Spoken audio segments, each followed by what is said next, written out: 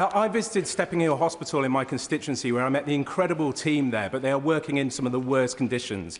The staff there showed me the wards where sewage is coming up onto the floors through the drains, and they showed me the ceilings where water is dripping down out onto vital equipment. The hospital itself has a £130 million repair bill, and the Prime Minister is the man that can change this. So will he meet with me, the member for Hazel Grove and the member for Stockport constituency, so we can talk to him about this issue, get some investment in, and then get the hospital that my constituents deserve? Prime Minister. Well, I thank him for raising this, and he knows we inherited a terrible situation with waiting lists, performance targets missed, and hospitals like Stepping Hill left to crumble. They should be absolutely ashamed of themselves.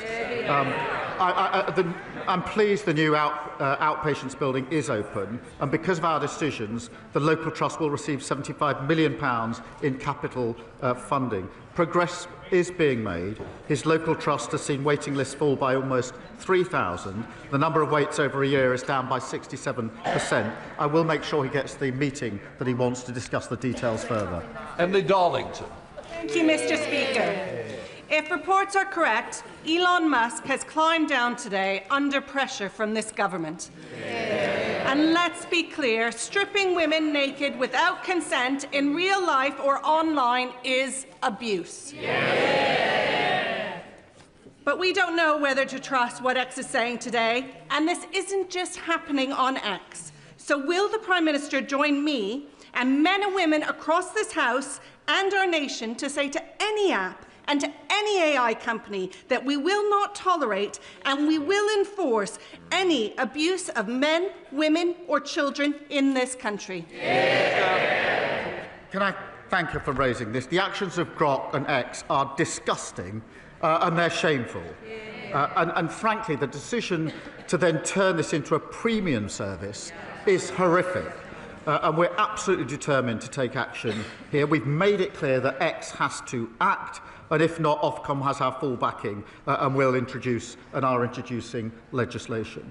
Mr. Speaker, to update the House, I have been informed this morning that X is acting to ensure full compliance with UK law.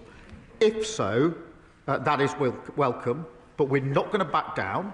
They must act. We will take the necessary measures, we will strengthen existing laws and prepare for legislation if it needs to go further, and Ofcom will continue its independent investigation. As someone with a personal experience of AI-generated images, the recent AI images shared on X, particularly those of children, sickens me. Yet, the leader of Reform continues to defend Elon Musk. Anyone who defends platforms linked to sexual exploitation of children forfeits any right to give lectures about protecting women and girls. What will the Prime Minister do to stop any political party from putting tech billionaires ahead of protecting our children? Can I thank her for raising this? And it's astonishing that Reform defend Musk on this issue. It is complete. I said the images are disgusting. Their position is disgusting on this. This is weaponising images of women and children that should never be made. And that's why we're acting. Reform refused to do anything about it. But more than that, the point she raises, they would scrap the Online Safety Act that stops children accessing content like pornography, suicide, self-harm and eating disorders. They're an absolute disgrace and know nothing about protecting children. Can I just say, we're only on question 18. If we don't want to get MPs in, please, you're going to have to work with me. Kevin Bonavent. Many of my constituents and Stevenage were appalled to hear Reform MPs oppose the principle of deploying British troops to maintain a peace in Ukraine. Our brilliant armed forces have defended democracy in Europe across a generation, so it is shameful that the leader of Reform opposes that today. That is not leadership, it is surrender. Does the Prime Minister agree that Labour governments always have and always will defend British interests, not those of Russian dictators or oligarchs?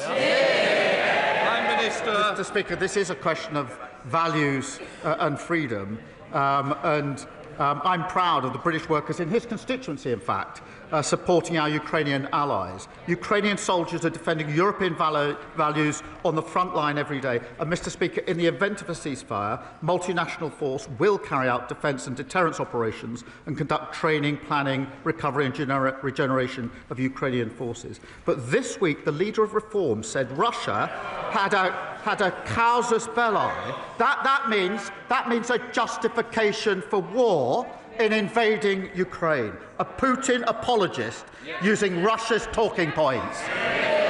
Lewis Cocking.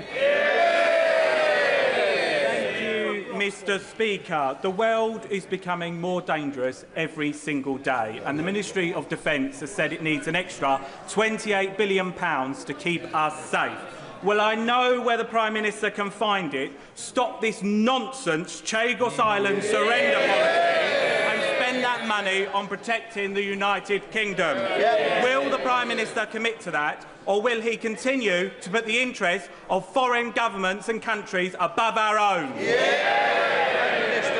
Diego Garcia is a vital military base with important capabilities of our own. It's integral to our security.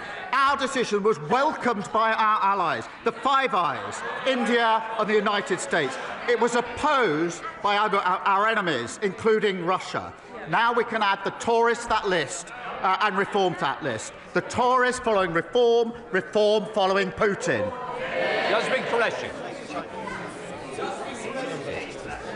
Thank you, Mr. Speaker. Mr. Speaker, I would like to offer my condolences to the families of